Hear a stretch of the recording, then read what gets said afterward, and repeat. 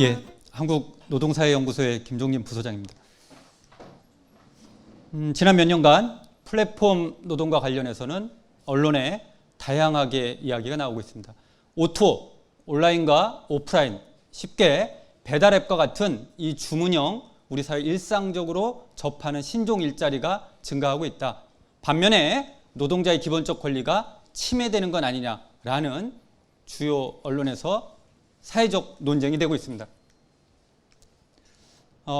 불과 몇 년 전에 우리는 플랫폼과 디지털 이전에 4차 산업이라는 언어가 더 잘 와 닿기도 했습니다.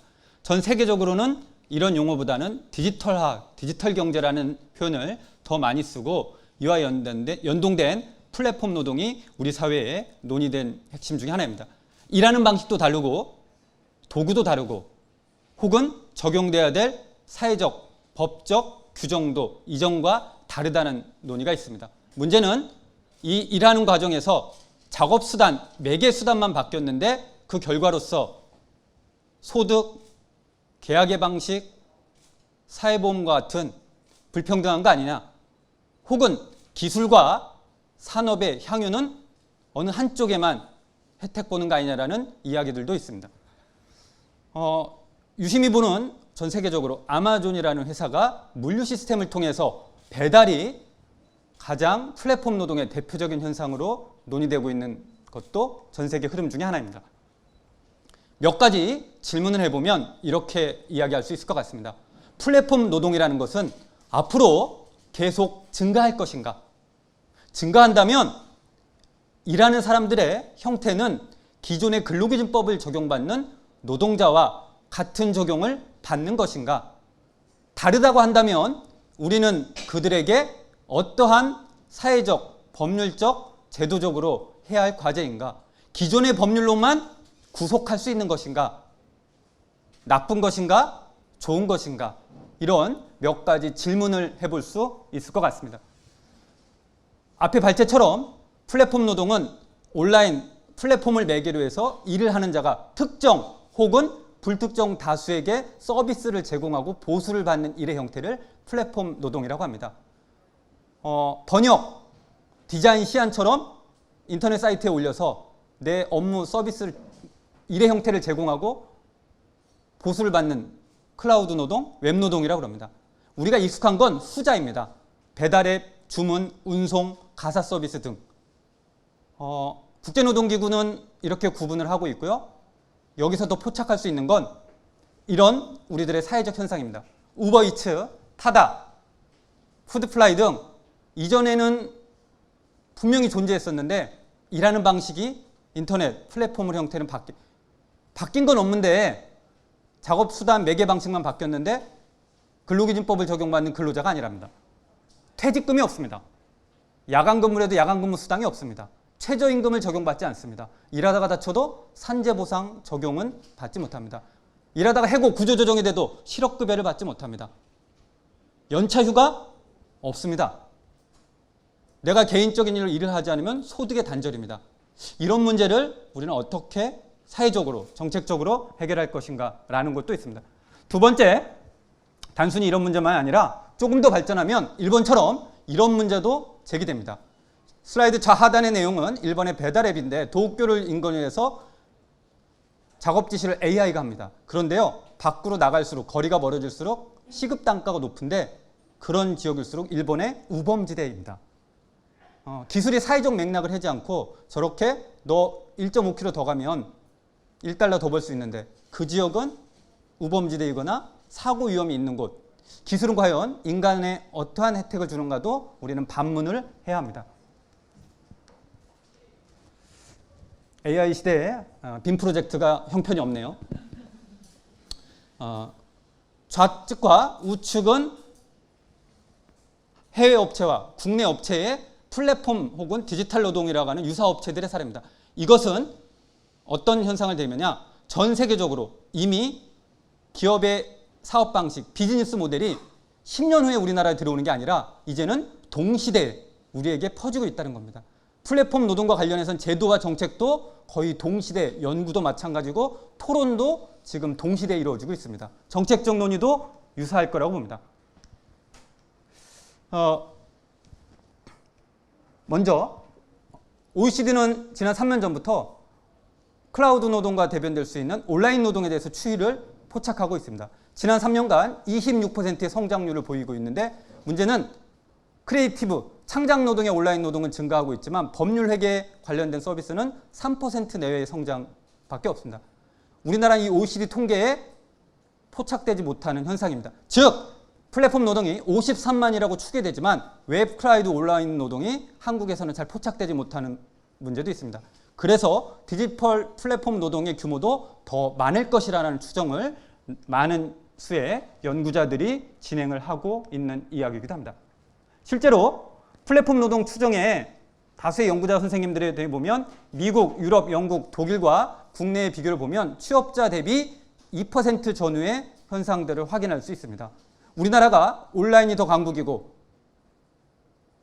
24시간 배달을 하는 나라에서 다른 나라와 동일한 규모라는 건 더 많을 수 있다는 사회적 상식에서 확인할 수 있는 문제이기도 합니다. 최근에 고용정보원에서 발표한 내용을 보더라도 몇 가지 우리가 유심히 확인할 수 있습니다. 남성과 여성의 플랫폼 노동의 다수 직종을 보면 몇 가지 질문을 던질 수가 있습니다. 야, 저 노동의 형태는 10년 전에도 존재했던 노동 아니야? 대리운전 등.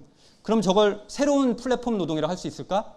결국은 우리가 더 정교하게 플랫폼 노동에 대해서는 규모를 추정하고 논의를 할 필요가 있습니다. 다수는 또 이미 사회적으로 혹은 여러 논의에서 노동자와 동일한 적용을 해줘야 된다는 직군들도 있습니다.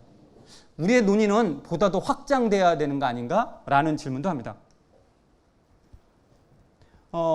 정부의 발표하고 또 다른 게 있습니다. 유럽의 플랫폼 노동의 비율을 보면 우리는 60% 이상이 고령자로 잡혔는데 외국의 다수의 나라들을 보면 연령대 분포를 보면 균등합니다. 즉 우리의 플랫폼 노동은 일상에는 더 만연되어 있는데 아직 연구조사는 이제 시작이다라고 볼 수도 있습니다. 국제노동기 ILO는 웹 기반과 장소 기반으로 아래와 같이 구분하고 있고 더 세부적으로 보면 오른쪽 상단에 있는 노동일수록 프리랜서 형태가 더 많고 온라인을 통한 노동이 더 많습니다. 프리랜서 노동자들을 기존의 근로기준법으로 포착할 수 있을까? 결국 그렇게 할 수 없다면 다른 정책과 제도가 더 모색되고 따라야 될 영역도 있습니다. 미국과 같은 나라는 플랫폼 노동자들을 자영업에 구분하는 반면 프랑스나 일부 유럽에 있는 나라들은 동일한 노동자의 권리 혹은 유사 노동자의 범위로 포착하자는 곳들도 있습니다. 대표적으로 배달과 같은 나라의 서비스의 형태를 보면 슬라이드에 이렇게 확인할 수 있습니다. 전통적으로는 유통업의 제조업의 물품이 유통업에 전송돼서 여기에서 우리가 가서 찾아가서 구매를 하는 형태인데 지금은 가장 끝에 있는 것처럼 직접 집으로 고객에게 물품을 제공한다는 겁니다. 그런데 이 마지막 물품을 제공하는 사람들이 과거에는 노동자였지만 지금은 플랫폼, 배달앱 같은 걸 통해서 노동자가 아닌 자의 형식으로 바뀐다는 겁니다. 미국의 한 학자는 이걸 조각난 일터, 균열된 일터라고 표현도 합니다.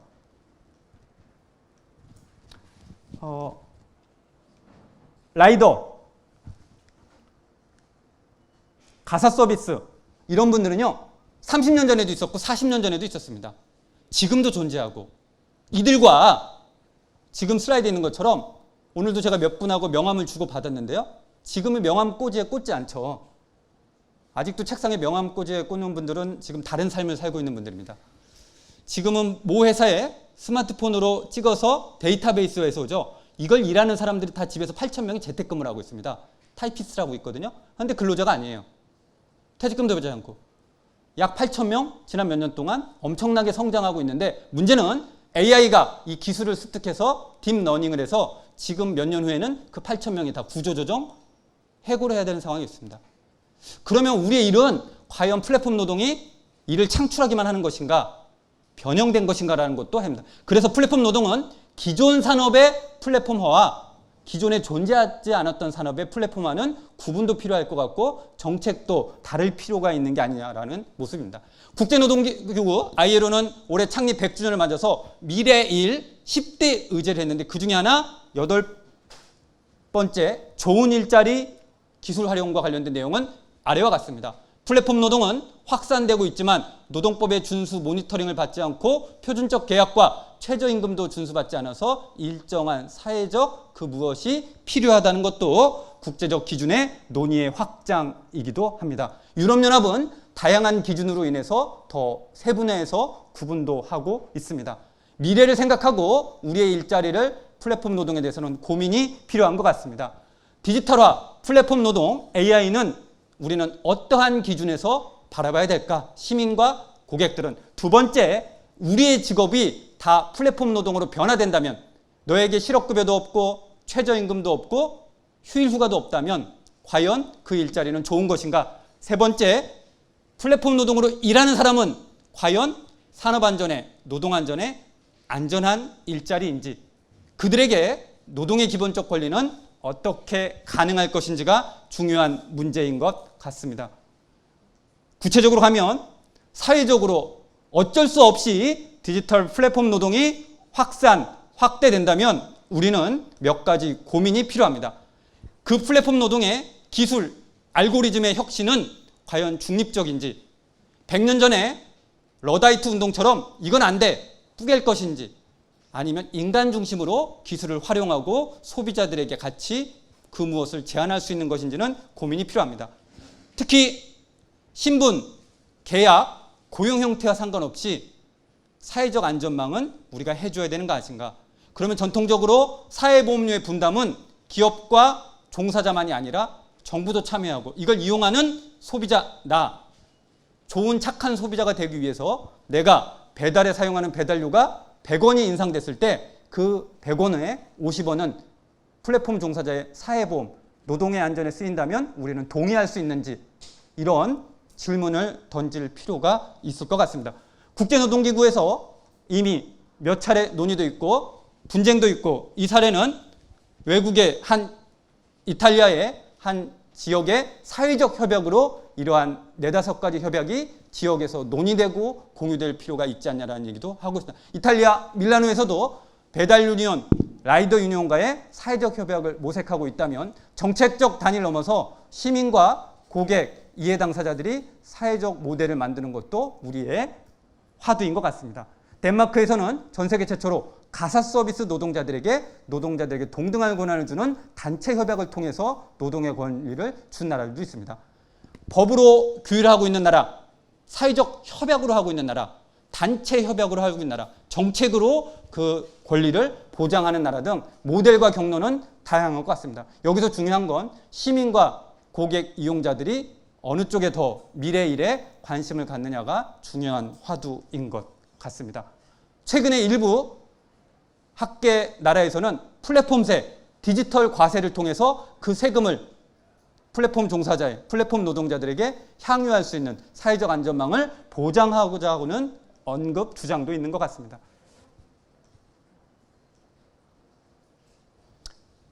그러면 플랫폼 노동은 다 나쁜 것이냐? 좋은 것도 있는 것 같습니다. 가사 서비스처럼 수십 년 전에 비공식 노동의 영역을 공식화해서 적어도 공식의 일자리, 공식성이 있는 비공식 영역을 공식 노동으로 끌어올리는 영역도 사실은 플랫폼 노동의 중요한 긍정적인 측면 중에 하나입니다.